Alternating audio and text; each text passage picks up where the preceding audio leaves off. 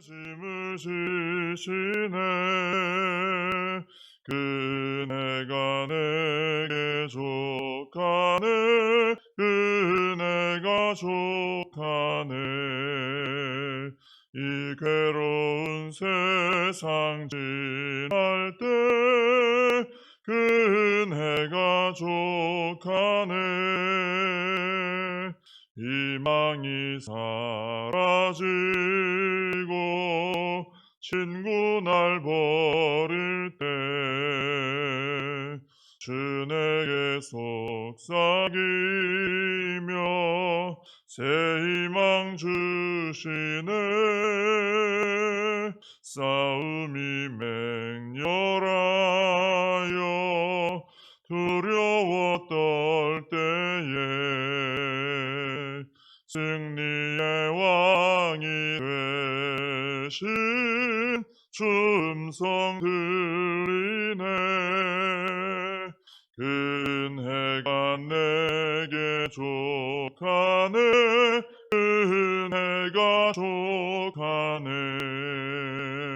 이 괴로운 세상 지날 때 그네가 족하네. 번민이 가득 차고 눈물이 흐를 때 주 나의 곁에 오사 위로해 주시네. 환난이 닥쳐와서 어려움 당할 때 주님의 능력이 원수를 이기네. 은혜가 내게 족하네. 은혜가 족하네. 이 괴로운 세상 지날 때 은혜가 족하네. 사도신경으로 신앙 고백하시겠습니다. 전능하사 천지를 만드신 하나님 아버지를 내가 믿사오며 그 외아들 우리 주 예수 그리스도를 믿사오니 이는 성령으로 잉태하사 동정녀 마리아에게 나시고 본디오 빌라도에게 고난을 받으사 십자가에 못 박혀 죽으시고 장사한 지 사흘 만에 죽은 자 가운데서 다시 살아나시며 하늘에 오르사 전능하신 하나님 우편에 앉아 계시다가 주로서 산자와 죽은 자를 심판하러 오시리라. 성령을 믿사오며 거룩한 공회와 성도가 서로 교통하는 것과 죄를 사하여 주시는 것과 몸이 다시 사는 것과 영원히 사는 것을 믿사옵나이다. 아멘. 예레미야서 45장을 보시겠습니다.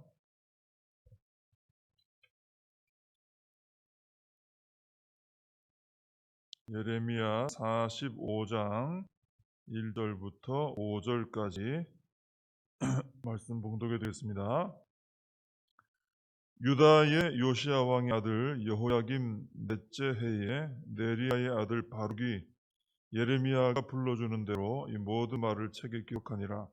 그때 선지자 예레미야가 그에게 말하여 이르되 바룩아, 이스라엘의 하나님 여호와께서 네게 이같이 말씀하셨느니라. 네가 일찍이 말하기를 바로다, 여호와께서 나의 고통에 슬픔을 더하셨으니 나는 나의 탄식으로 피곤하여 평안을 찾지 못하도다. 너는 그에게 이르라, 여호와께서 이와 같이 말씀하시기를 보라, 나는 내가 세운 것을 헐기도 하며 내가 심은 것을 뽑기도 하나니 온 땅에 그리하겠거늘 네가 너를 위하여 큰 일을 찾느냐? 그것을 찾지 말라. 보라, 내가 모든 육체에 재난을 내리리라. 그러나 네가 가는 모든 곳에서는 내가 너에게 내 생명을 노량물 주듯 하리라. 여호와의 말씀이니라. 아멘. 네, 오늘 이 45장은 이제 바룩이라는 사람에 관한 말씀입니다. 이 바룩은 전에도 몇 번 나왔죠. 예레미야 선지자가 활동하기 어렵게 이제 잡혀 있을 때, 그때 예레미야 선지자가 불러주는 대로 말씀을 기록하고, 오늘도 그 말씀이 나오죠. 말씀을 기록하고 때로는 백성들에게 전달하기도 했던 사람이 바로 이 바룩이라는 사람입니다. 그리고 이 바룩은 유다 사람들이 이제 그 애굽으로 이제 남은 자들이 도망할 때, 옮겨갈 때 예레미야도 데리고 갔잖아요. 그때 이 바룩도 같이 데리고 갔던 그 사람이 바로 이 바룩이라는 사람입니다. 이 바룩을 볼 때 하나님의 일은 역시나 이렇게 혼자서 하는 것은 아니구나 하는 것을 깨닫게 됩니다. 예레미야가 이제 주된 인물로 나오긴 합니다. 일도 거의 주되긴 하죠. 근데 바룩의 역할이 있었기 때문에 예레미야가 그렇게 사역을 할 수 있었던 거죠.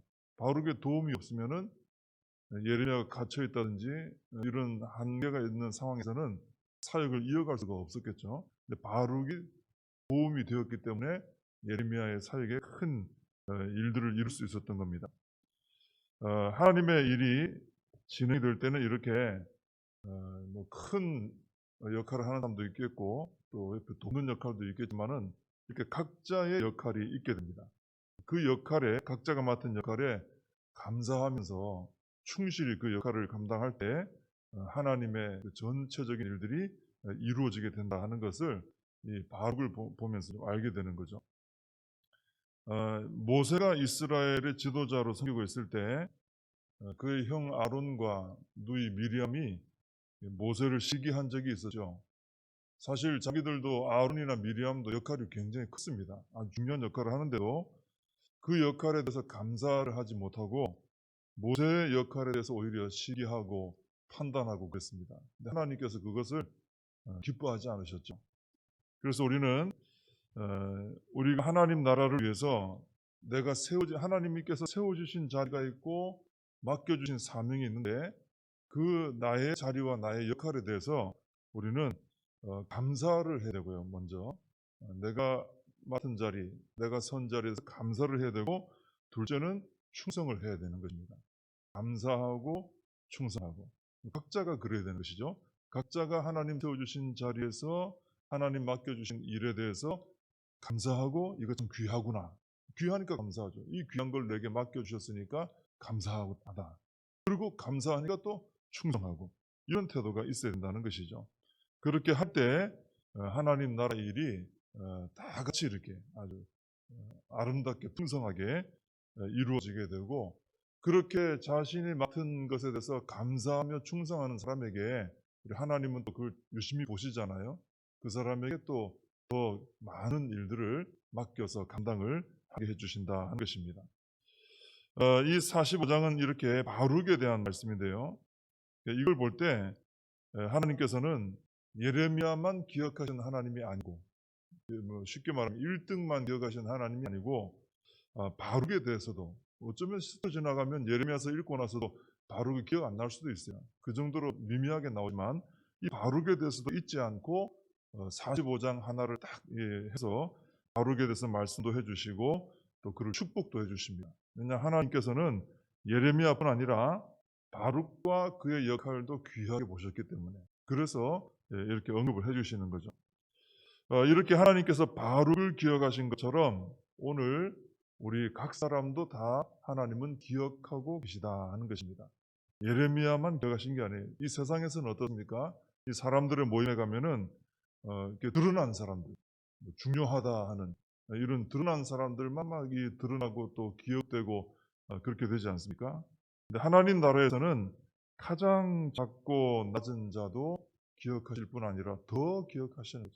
더 귀하게 여기고, 그리고 사람들이 잘 기억하지 못할 정도로 작은 일이라 할지라도 하나님 앞에 충성한 사람은 하나님 꼭 기억을 하십니다. 그리고 바룩에게 축복하신 것처럼 또 그에게도 복을 약속해 주시는 것입니다. 그러니 우리가 내가 선 자리에서 아까도 말씀드렸지만 감사하며 충성하는 것, 이게 참 우리에게 필요한 태도다라는 것이죠. 근데 오늘 3절에 보면 이 바룩의 연약함도 좀 드러나죠. 바룩이 이런 말을 했습니다. 화로다, 여호와께서 나의 고통에 슬픔을 더하셨으니 나는 나의 탄식으로 피곤하여 평안을 찾지 못하다. 이렇게 말하고 있습니다. 그러니까 뭔가 하나님께 좀 불평이 있어 보이죠, 그죠? 여호와께서 나에게 이렇게 하셨다. 그러니까 바룩이 예레미야 옆에서 열심히 자기 사역을 감당하긴 했지만 뭔가 이 돌아가는 일, 하나님께서 행하시는 일들을 보면서 마음에 좀 불평하는 마음이 있었다는 거죠.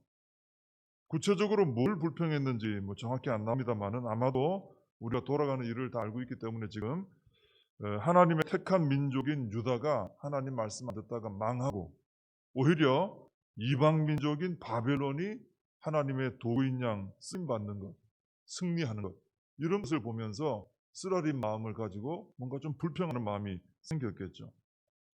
근데 이 바룩의 불평에 대해서 하나님께서는 4절에서 이런 말씀하십니다. 보라, 나는 내가 세운 것을 헐기도 하며 내가 심은 것을 뽑기도 하나니 온 땅에 그리하겠거늘, 이렇게 말씀하십니다.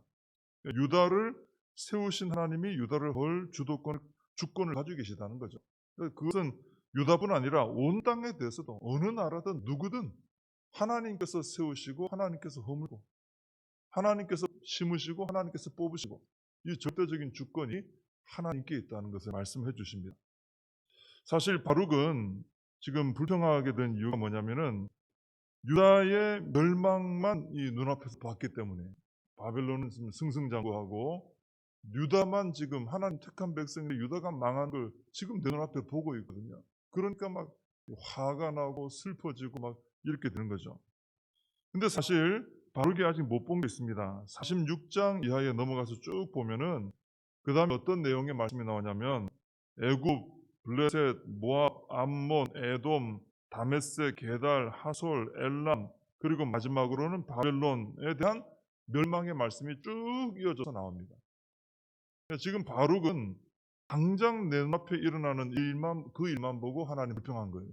어째서 우리 택한 민족은 망하고 그렇게 바벨론이나 이방은 지금 든든히 서 있고, 그게 말이 되느냐, 이런 어떤 불평이 든 거죠. 근데 사실 하나님께서는 그 이후에 일어날 모든 일에 대한 계획을 다 세워놓으신 거예요, 이미. 바룩은 하나님의 큰 계획을 끝까지 바라볼 수가 없었기 때문에 경솔한 마음을 가지고 불평을 하게 된 것이죠. 우리가 이렇게 하나님께 불평하게 되는 이유는 바룩처럼 지금 내 눈앞에서 일어나는 일만 바라보기 때문에 그렇습니다. 그리고 그 일 때문에 못마땅히 여기기 때문에, 왜 이렇게 내가 생각할 때 옳지 않은, 정의롭지 않은, 합당치 않은 이런 일을 하나님 행하실까? 그것만 바라보니까 막 화가 나고 좌절하게 되는 것이죠. 만약에 우리가 하나님의 모든 계획을 다 볼 수 있다면은 우리 입에서 불평이 나오지 않을 겁니다. 나올 수가 없죠. 왜냐하면 우리 하나님은 정의롭고 공의로우신 하나님이시기 때문에 마지막까지 하나님의 계획을 다 보면은 절대로 불평 나오지 않죠. 나는 도저히 생각할 수 없는 완벽한 공의로 행하시기 때문에 끝까지 다 보면은 불평이 안 나옵니다. 근데 우리가 바로 눈앞의 일만 자꾸 보기 때문에 전체를 못 보다 보니까 불평도 나오고 낙심도 하고 이렇게 되는 것이죠. 그래서 우리는 두 가지 태도가 필요한데, 첫째는 우리의 하나님 앞에서 우리의 연약함과 한계를 인정해야 된다는 것입니다. 인정. 내가 하나님이 아니잖아요. 그러니까 지금 내가 다 못 본다는 것을 인정해야 됩니다. 그리고 또 하나, 하나님의 선하심을, 공의로우심을 신뢰해야 된다는 것입니다. 지금 나는 다 못 봅니다. 그러나 하나님께서, 선하신 하나님께서 가장 공의롭게 이 모든 일을 이루어 나가실 줄 믿습니다. 이런 태도가 우리에게 필요하다는 것입니다. 그래야 불평이 아니라 우리가 항상 하나님을 신뢰하면서 감사함으로 순종의 삶을 살아갈 수 있게 된다는 것입니다. 5절에 보면은 하나님께서 바룩에게 네가 너를 위하여 큰 일을 찾느냐, 그것을 찾지 말라, 이렇게 말씀하십니다. 아마 바룩은 하나님의 그 행하시는 일에 대해서 불평을 품으면서 자기 나름대로 어떤 다른 일을 도모했던 것 같아요. 하나님 이렇게 하시니까 마음에 안 들어. 난 이렇게 다르게 좀 일을 계획할 거야. 아마 이랬던 것 같습니다. 근데 하나님께서는 그런 식으로 하나님의 섭리에 또 행하시는 일에 역행하여서 세운 계획들은 온전하게 설 수가 없거든요. 무너지거든요. 결국 하나님의 계획대로 모든 육체의 재난이 임할 것을 아시기에 지금은 그런 때이기 때문에, 그래서 하나님께서는 바룩에게 그렇게 너 나름대로 내가 하는 일에 역행하는 어떤 다른 계획들, 다른 어떤 큰 일을 찾아서는 안 된다. 그런 일을 도모하는 것은 나중에 다 무너지게 된다. 이제 이 말씀을 해주신 거죠. 이렇게 하나님의 계획에 대해서 역행을 하는 계획을 세웠다 이러면은 그 진리에 어긋나는 계획이죠. 그러면은 바벨탑처럼 다 무너지는 것이죠. 바벨탑이 하나님의 뜻에 어긋나게 세웠던 거 아닙니까? 이게 다 무너지는 것이죠. 그래서 우리는 어떻게 해야 되냐 하면은 항상 그래서 우리가 하나님의 뜻을 분별하는 데 힘을 써야 되는 것입니다. 지금 하나님의 계획이 무엇인가? 하나님께서 뜻하신 바가 무엇인가? 우리가 말씀을 통해 기도하면서 우리 하나님께 자꾸 이제 그 뜻을 여쭤보고 분별을 해야 되는 거죠. 그리고 그 하나님의 뜻에 대해서 우리가 즐거운 마음으로 하나님을 신뢰하면서 즐거운 마음으로 순종하면서 따라갈 때 우리도 하나님의 일을 함께 이루며 살아갈 수가 있게 된다라는 것입니다. 그러나 하나님께서 마지막에 바룩에게 또 소망의 말씀도 주시죠. 모든 육체의 재난을 내리더라도 바룩이 가는 모든 곳에서는 바룩의 생명을 노량물 주듯 하리라. 너의 생명을 지켜주겠다 하시는 겁니다. 아마도 바룩이 지금 돌아가는 일을 볼 때 나도 죽는 거 아닌가 뭐 이런 두려움이 좀 있었던 것 같아요. 근데 하나님께서는 그 두려움을 이길 수 있도록 생명을 지켜주겠다 이렇게 약속을 해주십니다. 우리 하나님은 이렇게 재난을 임하게 하시는 중에도 환란이 임한 거죠. 재난 그런 중에도 예레미야를 도와서 사역했던 이 바룩을 기억하시고 그에게 지금 긍휼을 베풀어 주신 겁니다. 비록 바룩이 불평하면서 연약한 모습을 보였지만은 우리 하나님께서는 그를 불쌍히 여겨주시고 품어주신 것입니다. 이 바룩이 하나님의 이 불쌍히 여겨주심으로 살았던 것처럼 사실 오늘 우리도 하나님의 긍휼로 인해서 살아가고 있다는 것을 알아야 되겠습니다. 왜냐하면 우리도 바룩처럼 참 연약합니다.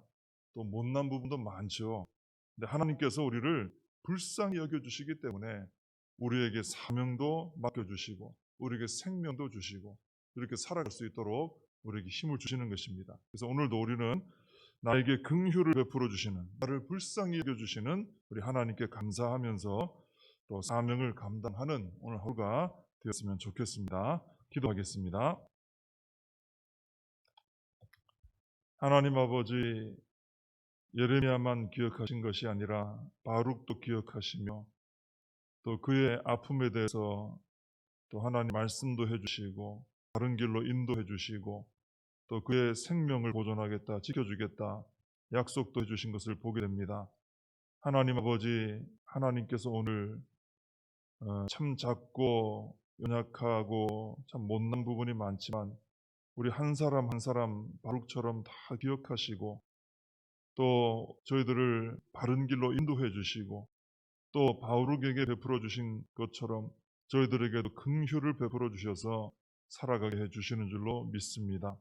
우리 하나님 아버지의 뜻을 잘 분별하며 또 하나님을 신뢰하며 맡겨주신 사명, 그 사명에 감사하며 충성하며 또 하나님의 긍휼하심을 구하며 오늘 하루도 하나님 앞에 충성된 주의 사람들로 살아갈 수 있도록 은혜를 더하여 주시옵소서. 예수님의 이름으로 기도하옵나이다. 아멘. 주님과 주신 기도로 예배를 마칩니다. 하늘에 계신 우리 아버지여, 이름이 거룩히 여김을 받으시오며 나라의 임하옵시며 뜻이 하늘에서 이룬 것 같이 땅에서도 이루어지이다. 오늘날 우리에게 일용할 양식을 주옵시고 우리가 우리에게 죄진 자를 사하여 준 것 같이 우리 죄를 사하여 주옵시고 우리를 시험에 들게 하지 마옵시고 다만 악에서 구하옵소서. 대개 나라와 권세와 영광이 아버지께 영원히 있사옵나이다. 아멘. 오늘 말씀 붙들고 함께 기도하시고 또 오늘 주일입니다. 오늘 모든 예배 시간마다 하나님의 놀라운 은혜가 임하도록 섬기는 모든 분들이 기쁨과 즐거움과 능력으로 감당할 수 있도록 오늘도 주님 안에서 아름다운 교제 역사가 있도록 오늘 주의 날을 위해서 함께 기도해 주시기 바랍니다.